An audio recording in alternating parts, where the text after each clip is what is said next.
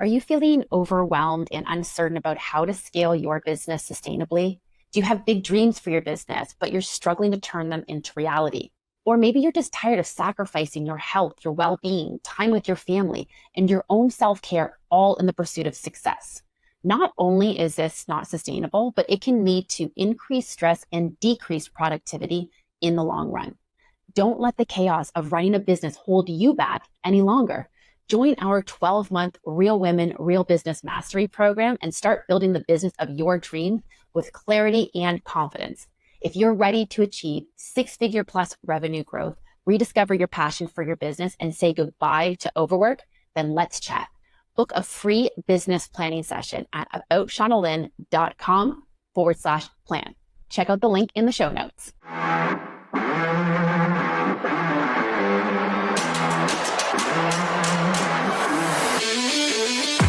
Hello and welcome to the Real Women, Real Business podcast. I am your host, Shauna Lynn Simon, and today I am joined by a very special guest. This is a woman who I've actually known for a number of years. We'll tell a little bit about the story about how we first met, but we met at an event that we were both speakers at and just instantly hit it off. And you will see why when you hear her story today and hear all that she has to share. She is known as the Homestagers coach. She specializes in helping home stagers, especially with their mindset. And she brings an absolute wealth of experience to this. One of the reasons why she focuses so much on home stagers is because she herself has been operating a successful home staging company since 2005 and has over 27 years of experience in real estate, being a real estate agent herself as well. So welcome to Marianne Cherico. Oh my gosh, I am so excited to be here, Shauna Lynn. It's just always nice to connect with you. And I always learn something from you. So, I feel the I'm really same. excited. And your energy, I mean, we talk about how, I mentioned in your little introduction there that you deal with mindset. And if there is one thing that I think everyone who's ever come into your presence can agree with is you are just such an energy. You're such a force. You're such a cheerleader. Like you embody the whole spirit of female empowerment and sisterhood, and you're constantly supporting others and lifting them up. It's truly a gift that you have in doing that. It's so amazing. My gosh, I feel the exact same way about you. Now I'm going to cry. That is so sweet. But honestly, I feel the same way about you. I mean, had the good fortune to work together when we went to Florida to do that Yes. retreat.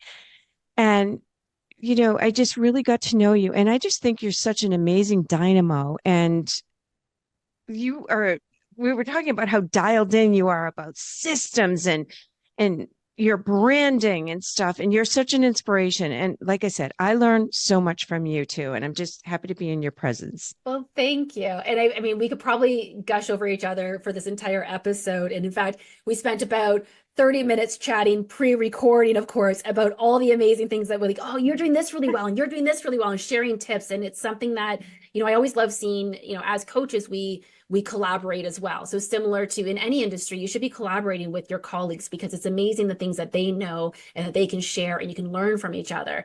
And so in bringing Marianne on today, we thought we'd talk about something that I think is going to be really pertinent, especially for home stagers who are looking to really dial in on the real estate agents that they want to work with, but very applicable to anyone in any industry. And that is understanding who your ideal client truly is, really dialing in on that, and then communicating directly to them and reaching them. And I know I've spoken about this before on this podcast, but I love to bring in other experts that can bring a different perspective to it and also like kind of drill it in. Like, I'm not the only one talking about this. This is a real thing that we got to like, you can't just, before we hit record, we were talking about you can't just sit behind a computer on social media and just hope, wish, and pray that your clients will just know you, love you, and want to throw an absolute ridiculously ton of business at you, right?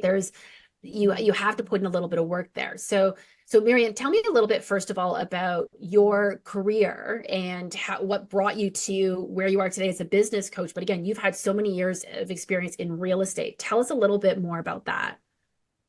Well, I was in the real estate business for 27 years in Massachusetts. And The funny thing is, I always thought, why do home sellers present their homes the way that they do? I mean, they present their homes, they're messy, they were cluttered, and they would think the real estate agent should just pull a rabbit out of a hat and sell their overpriced, messy home for top dollar. And there was a lot of pressure put on the real estate agents, but there was no skin in the game with the sellers. Right. And I went to Rhode Island School of Design and I took some design classes. And there was this woman who talked about this thing called staging. This was a long time ago. And I thought, well, people here should be doing it. And then I realized that people out in California were doing it more and got involved with this online platform called Active Rain, where I met some of the leaders in the field. Yeah. And we all collaborated and helped each other then. And I realized that we needed to do it in Massachusetts, but people weren't going to go from 0 to 100, from not investing any money to investing thousands of dollars Right. that people were doing out in California, in some parts of Canada. And so I talked to this really big agent and recommended that he do consults. And he saw it as a silver bullet. He was very forward thinking, really successful agent. And he saw it as a silver bullet and something that would add value to his business offerings. So we started doing consults. And I felt definitely less than at the time because I wasn't doing those sexy model homes. Right. And so I felt like, well, I'm not really a stager, but at least I'm making money. And what ended up happening was that I started getting design jobs, model homes, luxury staging. So I got to sample all different kinds of staging to see what I really liked, where I was going to be most profitable. And through the years, real estate agents have been the ones who refer me over and over again for all different kinds of jobs. And that's why I think they're just the gift that keeps on giving. So I started my staging business in 2005 and started it with doing consults and kind of ending it that way too, because that's mostly what I do. I do some design jobs, handpicked, Right. but the trajectory has been 27 years in real estate. I got really burnt out on real estate and still love doing the staging, but I decided that I worked with coaches. I worked with one coach that I really loved, and she focused a lot on mindset, law of attraction, which I know is woo for some, but it's really energy. It's Hmm. what you focus on expands. It's really neuroscience and energy, but I'm not going to go down that rabbit hole. When I worked with her, I thought, wow, being a baby boomer woman, I always felt that our generation of women changed things for the younger generations. Sure. But at the time, we were caught between this traditional role model. I always say we were caught between June Cleaver and Gloria Steinem. Yep. And so we had to find out, like my mother's a very traditional mother, and nobody in my family had gone to college. I ended up getting a degree. And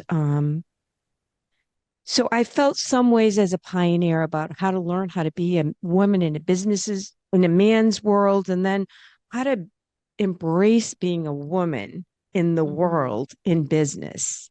And so that evolution caused me to say, baby boomer women changed the world for women, but a lot of them are afraid to build their own businesses and do things for themselves. They don't have good boundaries. They're not getting paid what they're worth. They still need more evolution. So originally, when I got trained as a coach, I went to Coactive Training Institute. My goal was to help baby boomer women transition into the next Gotcha. phase of their life. But then I decided that it made more sense to niche into working with home stagers. And Right. many of them are transitioning from 9 to 5 jobs, and that's a whole big Yeah. thing. So that's kind of the evolution in a synopsis. It's been quite the journey for you for sure. And that's funny, actually. I do recall you being interviewed on another podcast that we've both been on, which is The Well-Designed Business by Luann Nigara. Mhm. And I recall listening to your episode because she interviewed you, like, I want to say it was a couple weeks before interviewing me. And she had never interviewed anyone in the staging world or the real estate world really at that point. This was fairly early on. I want to say it was in her first year of her podcast.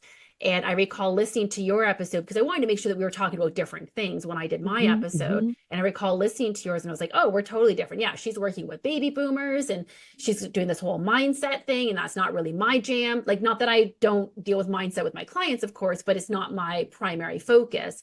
We sort of have different areas. Like, I tend to really focus on the vision and the goals and creating a strategic plan. And like I said, I'm very systems and processes oriented. So it's a very step-by-step kind of thing. And whereas, yeah, it was a little bit of a kind of a different fit. So it's interesting that I forgot that you had that whole baby boomer focus when you first started out, because you have evolved so much, and so many in the staging industry now know you as the home stagers coach, which is how you've branded yourself. And, given your real estate experience, I think that makes the most sense.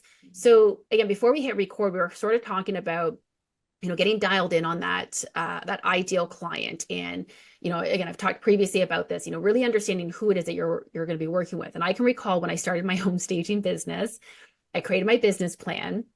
And a part of your business plan, of course, is to identify who is going to be, at the time, we called it your target audience. Now we tend to call it your ideal client or your avatar. But at that time, it was, who is your target? And my target was going to be real estate agents and homeowners. And I was like, check, done, move on. Nailed it, Yeah. right? Yeah, Yeah. phew, got it all done. Okay, cool. I soon realized, and this has been an evolution, of course, in the industry. I soon realized that homeowners were actually a very small percentage. That yes, I was working with homeowners, but they weren't necessarily going to be who I was marketing to. And which is a very unique thing about home staging, of course, is that your real estate agents tend to be your client, but you technically have two clients because you got them plus the actual homeowner. But I'm not going to go down that rabbit hole either. I'm digressing a little bit. But the point is that I identified that the real estate agents were the ones that were going to give me the greatest return on my investment in marketing. And so it made sense to target them. But then I was looking at it further. I'm like, okay, well, and this goes for any industry. If I'm looking at real estate agents, well, not just any real estate agents. I mean, I work with female entrepreneurs. Well, that's a pretty big market to be working with female entrepreneurs. So it's not just any female entrepreneur that I'm going to work with. I've got sort of a certain age demographic that's usually a little bit closer to midlife, around 35 to 55 on average. They've usually been in business for a couple of years. So if it's someone who's just starting out in their business, I send them to a different coach normally. Like, come back to me when you've got a couple of years in and you're looking to take that next step, but I'm not there for the let me help you launch your business necessarily. So it's the same thing when it comes to the real estate agents. I'm looking at them and I'm thinking, well, they're not all created equal. Like, a real estate agent, they are kind of a dime a dozen, don't get me wrong, but each of them has a different business model, a different trajectory, a different way of approaching things. And so I had to figure out which real estate agents I wanted to work with. And then the next big step, of course, is, well, how the heck do I connect with these people? And so that's something that you've done really well. And again, we're talking specifically about real estate agents, but this is very much transferable to any industry. Of, you got to figure out where your clients are, first of all. So how do you help someone to, first of all, identify who it is that they want to be working with? Because again, we're not just like throwing something out in a sea of real estate agents and hoping that something sticks. Right. So I think part of it is that if you create messaging that's dialed into your ideal real estate agent client avatar, or whatever avatar it is, if it's not real estate, whatever your avatar is, that if you create messaging that's geared to them, you're also gonna get people that are outside of that. But when you create it toward your ideal real estate agent client avatar, they're feeling as though you really get them on a level that's so much deeper than the other people that are marketing to them. Right. So I've determined that, for instance, my ideal real estate agent client avatar, based on the real estate agents who have given me the most amount of business through the years and the kinds of jobs that I like to do, is a smart, savvy, forward-thinking real estate agent who has worked with coaches, and that's why they understand terms like raving fans and clients for life. So I populate my copy with that, right? Because these are terms that they resonate with. And they know that it's not a one and done deal, that they want to build a business because they're being referred by their raving clients. And how does staging tie into that? Like, when I coach my clients, I teach them how to give the real estate agents what they want, because what's in it for them when they work with the stager. So one of the things that I do is I tell them to teach the real estate agent how to use their highly effective and affordable staging a consultation as a tipping point to win the listing when they're competing with other agents. Now, when I Right. say highly affordable, I don't mean cheap, but it's Sure. highly affordable for the real estate agent who doesn't get that listing because they didn't offer that, right? Right. Absolutely. So, um, just to flush out more things about my ideal real estate agent client avatar, they're very forward thinking. So they're willing to do things that others aren't. They understand that the perception of real estate agents in the market is that they all offer the same thing. I mean, if you read the book Ninja Selling, it's a great book, by the way. Hmm. It's geared toward real estate agents and selling, but it's transferable. And if you read that book, it says that most people statistically think that all real estate agents are the same. So how do we as home stagers help their real estate agents that they're aligned with stand out? It's all how we come from that place of service and how Right. we offer them something that they didn't expect. How do I help you get more listings? All real estate agents want listings. So when you speak to that need, that pain point, if you will, because they're paid on commission and listings are what pays their bills.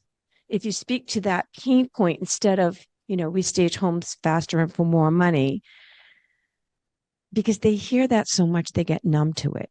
But if Oh, we yeah. say to them, I can show you how to help you get listings, then they're going to wake up and listen. And there's just so many ways that you can do that, right? We elevate their brand because their online listings are their brand and they reflect the kind of marketing that they're going to do. And these are things they're not connecting the dots on, but we can help them by connecting those dots for them. So my real estate agents are typically seasoned. They've been in the business for about 5 years, but they're not the kind of dinosaur that doesn't want to think outside of the box. They're not Right. the ones that are going to say, well, I don't need a stager because what I'm doing's worked and I'm just going to put up, everybody knows me and I don't have to do that, right? They're not forward thinking. Those aren't my ideal clients. I want ones that are very competitive so I Hmm. can poke the bear on that, right? I want to Right. say, don't let that other agent get their listing in my subject line, right? Or how to win those listings over the competition. Like I want to poke that bear and get them to say, yeah, what secret weapon does she have to offer me? Well, and this is key too, because what you're talking about here is about directing your messaging towards the clients that you want to work with. And there's probably people who are listening to this who are home stagers who are thinking, oh, that's my ideal client too. That's who I want to work with. But there's going to be others who are like, you know what? Actually, I'd rather work with the agent who's pumping out like 10 listings a week. Well, in that case, he's not so concerned about getting the listings so much as he is concerned about getting it done quickly. So if you're promoting get your staging consultation within 24 hours or on-call stager or works evenings, weekends, whatever, that's going to promote to that guy that much more because they're looking just to churn them all out, like boom, boom, boom, one after another. Going back to the dinosaurs that you were talking about, yeah, you might not turn some of these, but you might get some who are like, every once in a while, a house needs a little bit of love. So maybe the way that you're focusing on your messaging to them is talking about like they're probably dealing with also people who are a bit older, a bit more seasoned, a bit more resistant to staging, and are a bit Hmm. nervous about the idea of someone coming in and completely changing up their house. So instead, you're marketing to them saying, think that it takes a massive transformation to sell a home. Look what these minor tweaks would do. So understanding who your client is helps you to really direct that messaging so much stronger so that it's actually resonating with them. And that's really the key that you're saying here is like make sure that messaging really gets to the person who's actually going to care about it and what's in it for them. I think this is the biggest thing. We're always like, Right. but this is what I want them to know. They don't care what Yes. you want them to know. Nope. You They can care tell them about what you want what's them in to it for know them. once you cover what's in it for them, then you can add all the rest of that stuff on as the icing Right. on the cake. But until then, you got to get them in the first place. Right. And to your point, like when you're dealing with investors, that's a whole different thing. To them, Right. you want to talk, it's return on investment. Obviously, for everybody, it's return on investment. But that's the note that you want to keep hitting. And flexibility, because, you're the last one after all the contractors have come in that have held them up. So you got to be a little bit flexible.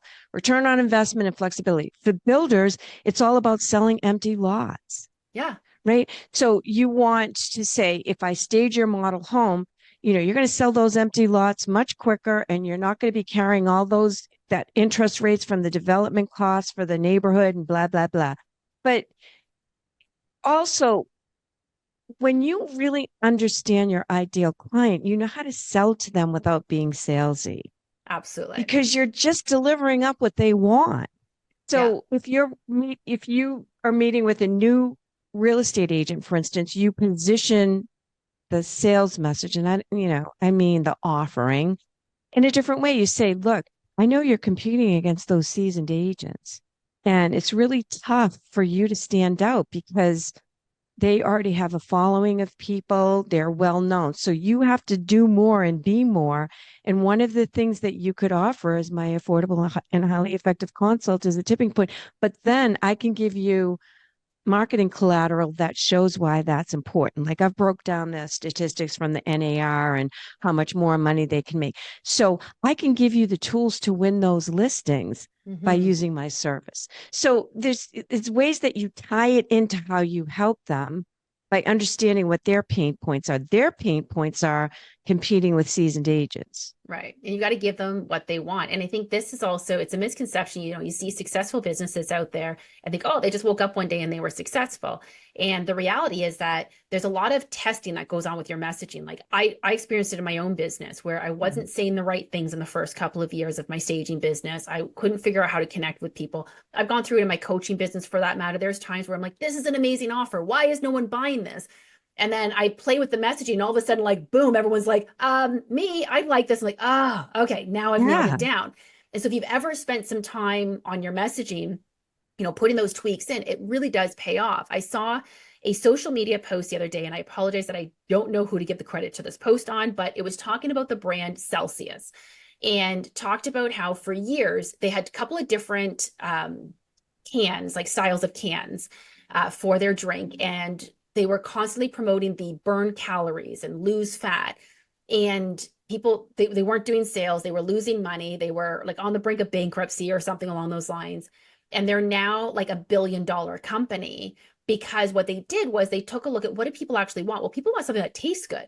They want Hmm. something that is Hmm. going to give them some energy. And then if it happens to have some health benefits like burning calories, that's just Hmm. the icing on the cake. And that's an extra thing that they're like, oh, it's kind of that tipping point of like, well, I'm already sold on this. And now if I'm comparing you to a drink beside you and one saying it burns calories, the other one doesn't, but I'm not going to walk around with a can that says I burn calories because like, who wants Yeah. to walk around with something like that? The branding was all off. And so it just kind of shows that even a super successful company like them, they weren't successful right out of the gate. They knew they had a fantastic product. And I think this is the challenge that entrepreneurs are always facing. Your product or service is amazing. You Yeah. know Yeah. the value of it. If I see one more post on Facebook from a stager saying, I don't understand why a real estate agent's not staging, like you've got to speak to something that they understand. And the reality is that there's going to be out of your pool of ideal clients, there's still going to be a bunch of them that are like, not for me. Still just not, Right. they're Right. they're just not going to get it. And that's fine. There are plenty of people that I'm sure would benefit from the Celsius drink who are still like, yeah, no, not my jam. I'm sorry. I'm not going to spend however many dollars on like, I think it's like $4 a can or something like that, so I'm not going to spend that money on that. And there's always going to be those people that are a part of it. But when you get that messaging right, people are like literally putting up their hand and saying like, can you help me now? Like, now I want help. No, now I want help. Yeah. And the thing that we have to realize, especially when we're doing social media campaigns and reaching out to the top of the funnel people, is that there's real estate agents who will never hire a home stager or never Mhm. recommend. Now, they will if their client asks for that or says Sure. another agent is offering this, or right. That's when they'll do it. But they're generally not going to be your constant source of referrals. Forget about them. Right. But then there's real estate agents who are interested in staging, but they really don't understand, for instance, all the offerings. And this could relate to any other business as well, just kind of top of the funnel and then coming down the funnel. Hmm. So, but there's real estate agents who are interested in staging, but they don't know how they can work with a stager. They don't know all the different ways. They might not know about Occupy. They might think they have to spend thousands of dollars. It's up to us to educate them in the marketing. And then at the bottom part of that funnel is the real estate agents that want to work with a stager, but they aren't sure which one. And this is where testimonials are so, so important. This is what sets people apart, that second party endorsement. So Mm-hmm. there's different things that are important in your marketing, but depending on where your audience is, Right. if that makes Yeah. sense. Yeah, no, that makes perfect sense. Yeah. I mean, you want to ensure that, yeah, you're marketing to the right people. And like going back to what you were saying about the top of that funnel is your social media posts. This is what's going to get them to notice you, Mm-hmm. not necessarily hire you. They might, don't get me wrong, but if they're hiring you, it's not because you did one post and you said something one time. It's because they've been checking you out for a little while. Maybe they saw, oh, they did some work for this other real estate agent or this other real estate agent that I know, they were liking that post as well. Like they're watching you for a little while before they're coming into the point where they're actually going to hire you from social media. But if you like, I personally, I use social media more as a when I've met someone, I want them to, when they check me out, be able to see that I can back up all the things that I'm saying. But I'm not Mm-hmm. using it as a lead generation. I'm using it more as if you're already on my list, I'm going to show you what the heck I'm doing and maybe get you in at some point to, buy something from me, sign up for coaching or whatever. But usually, if you're getting to my social media in the first place, it's because you've seen somebody else has been referring me or I've met you in person or something like that. So when you're meeting Mm-hmm. someone on social media, it's not necessarily an instant like, I'm going to buy from you, I'm going to hire you kind of thing. So you've got to get down to those agents that, yeah, they're looking for you. They're just trying to decide which stager to work with. So now, how do we find those clients? How do we find the clients that are like ready to work with us? Because we've talked about like, yeah, social media can get some of that messaging, your website can get some of that messaging. But if I know who my ideal client is, how do I go out and actually like get to them, get my message right in front of them? There's so many ways to do it. And this is where it takes courage because I find that a lot of people want to kind of, and first of all, just backing up, you were 100% right about that whole, the social media thing.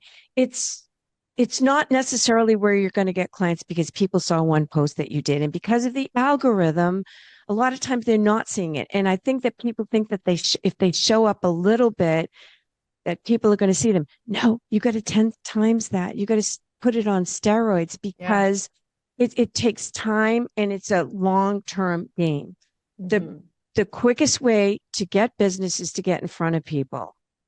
I mean, a lot of people don't like networking events and stuff, but that's one thing that you could do. Some of my clients have been really successful doing that. I mean, go to the networking events where your ideal clients are. Go fish where the fish are Yeah. and go to the open houses, but don't barrage a real estate agent. For instance, I'm just talking about real estate agents, just to Mm-hmm. use this as a reference. You don't want to barrage them if they're having a busy open house because they're not going to be too happy about it. So what you do is you say hi, you introduce yourself, you give them your marketing material, and you say, I would love to meet with you for coffee and let you know how I can help you get listings and how I help my preferred agent partners get listings. Right. Right. If they want to get more listings and are curious about it, don't you think that when you call them or reach out to them to set up a coffee date, they're going to be interested? But you're not you're not selling them there. Right.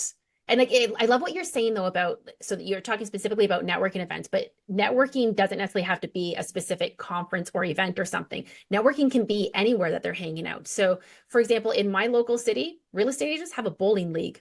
Guess who bowls in the bowling league? I mean, Yeah. do something social with them.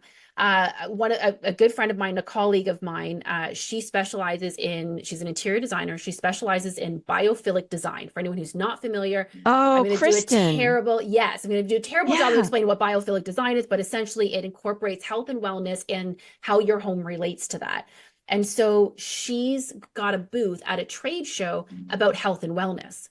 So Oh, instead yeah. of going somewhere where she's just going to get every homeowner, it's a little bit different. So she could get a booth at like one of those landscape and home reno type home shows, Hmm. and she's going to get a bunch of homeowners there. Great. Who are probably looking to do work on their house. Yeah, those are definitely, that's going to fit into that. But there's probably also going to be 20 or so other interior designers there, all vying for that same business and then trying to pick out of that crowd which ones are going to be attracting. Yeah. Yeah. And instead, she's gone to the wellness side of things. So, yeah, there's going to be some people there that maybe don't even own their own home. Doesn't mean they're not interested in the services that she offers. Doesn't mean they don't know someone else. Let me tell you. So, I was at boxing this morning. I box every Wednesday morning. And sorry, we're recording this on a Wednesday. It was released on a Tuesday, but yeah. So I was boxing this morning, and I was chatting with my sparring partner, and she's heading to New York in a few weeks, and she's managed to get herself a spot at the Peloton studio to do a fitness class. And we're talking about how when she travels and does these fitness things. I travel to do Tough Mudders. I have found my people. So, what does this mean? Well, if you're talking to me about something that can help me to increase my fitness level, increase my energy, increase my ability to build muscle in a natural way. So everyone that I work out with, we're all into, health, fitness, wellness, natural supplements, things like that. So if you tell me about something, even if I don't think I can use it, I probably know someone who does. So the same thing Right. with for her at this wellness trade show, that person might not be able to use her services, but they're going to know someone else who does. I So think it's the brilliant. I think it's brilliant. right. That's perfect thing for her to do. 100%. So again, like finding where can you, and I mean, this is a more formalized networking in that like she's got an actual booth at a trade show. But I love what you were saying about networking. I think that is so key. And if you're not someone who loves networking, then make sure that you're networking with the right people so that it doesn't feel like no Right. one likes the 5 minute, like, hi, my name is Shauna Lynn Simon. I'm an interior designer. What do you do? Tell me more about your business. Like, and you're just Yeah. going in blind. Whereas if you're connecting with people who you know are going to be in that circle of people that you're going to want to work with or they're going to want to work with you, you can build a more authentic and natural relationship that is just going to be a no-brainer for them to want to hire you and want to refer you to someone else. I think that like you really hit the nail on the head with saying like networking, that's where you got to get to people. Where are they hanging out? Where do you get the most bang for your buck, whether your buck is your time or actual dollar Right. investment? And time is important. And at the same time, like I know that some of my clients go to like women's counselor realtors, and that's been great. Some of them that are nervous about going to these things, I say get on the welcome committee. Then you meet people or get Right. involved in activities. When you go to these events, don't make it mean anything. Don't feel like you Yeah. have to quote sell yourself with the elevator pitch. Just ask them about themselves and see if you can take it outside of there for a coffee date or something. See if you even like that person Yeah, or want to absolutely. deepen the relationship. Like, don't make it about, oh, I got to sell myself because that's Right. where we don't show up genuinely that way. No, and I think that you also bring up a good point that like how can you show who you are and your value without necessarily coming across as a salesperson. Another example that I was just thinking of is I actually chair our local walk for multiple sclerosis. Mm. It's something I'm very passionate about. I've been involved in since 2007. And actually, sorry, since 2000, actually. 2000? Yeah, Oh, 2000. wow. Anyway, the You're point a is that baby. right? I'm like, that's going back, 24 years, no big deal. But we had a sponsor this year, at this past year's walk, for our dog friendly area. So we host the event at a school, and the school doesn't allow dogs inside. So we need an area outside that's tented, that has some water dishes that can cater to the pets that come there. So this is it's a 5K walk, and a ton of people bring their dogs. Why wouldn't you? Like, why anyone who has a dog is bringing their dog for any of these types of walks. And so this company came and sponsored our dog friendly area. So they actually sell different pet products. They do pet grooming, they do, I think, behavioral training, they do a whole bunch of things. But they brought a few of their products with them. They brought some snacks for the dogs to be able to have some treats and sample. And they set up a whole tent, they branded the heck out of it. They had never done an event like this. They happened to be like a friend of a friend. That's how we got them for this event. But they were like, well, we need to do more of these types of walks, not just for our particular cause. Like, it's not about the fact that it was a walk for MS. It was a walk and people bring their Yeah. dogs to walks. So find Yeah. more Yeah. walks to, because you're gonna like it's like shooting fish in a barrel, basically. They're coming to you. They've got these dogs who need snacks, who need drinks, and they're literally bringing them to Right. you. Right. And now all you have to do is show up. Show up Yeah. as you and the value that you have Yeah. there, and there's no sales in it. Now, I haven't followed No. up with them to find out how much business they got after the fact, but I'd be willing to bet like all you got to do is put a business card in every one of these people's hands in some way or give them a piece of swag of some sort. And like you're pretty much guaranteed to get what, even 5% of those people, you get that business from them, paid your money back and then some. Abs- and- Absolutely. And again, you're not making it like this pressure elevatory, fakey thing. Like you're showing up as you people work with people they know, like, and Right. trust. And Right. so, I say to my clients, ask them questions about themselves. People love talking about themselves, Yeah. and just get to know them and then ask if you can deepen the relationship by, meeting for coffee or something. Right. But, Right. and they say the one who's asking the questions has the power, Absolutely. right? Absolutely. So Yeah, I know for home stagers, it feels intimidating. You feel like, yeah, you've got to attend all these networking events, or any entrepreneur, you got to attend all these networking events. But I think finding a way to make it feel good for you, feel authentic to you is definitely key to that. Yeah. And also just setting up coffee dates with real estate agents. And also, I have formulated a presentation, a PowerPoint that my clients use. It's not geared toward what staging is as much as how staging can help them build their business. Right. So it's like benefit driven to the real estate agent. Their span of attention is very short. They're always Absolutely. putting out fires. I mean, I have to ask them to shut their phones off. I'll tease Right. them, but could you please shut your phone off for like a half an hour? Right. But it's all benefit driven to them, using their own statistics, how they make more money, their sellers make more money, how it specifically helps them elevate their brand. And it's geared toward how the real estate agents benefit and how I can help them win listings. So it's like really kind of doing a deep dive into what they want and how I can help them, not about what staging is and all that. And another tool is doing a PowerPoint on staging your home to sell and using it as a lead magnet so that you can get, real estate agents in front of potential clients that aren't already in their sphere of influence. And Right. that's another benefit that you can give them. And I say you can charge for that, or if it's an agent that uses you all the time, you give it to them as a gift. Yeah. I think that's a So there's great different idea. ways, Yeah, we can that's a great help idea. them. I love that.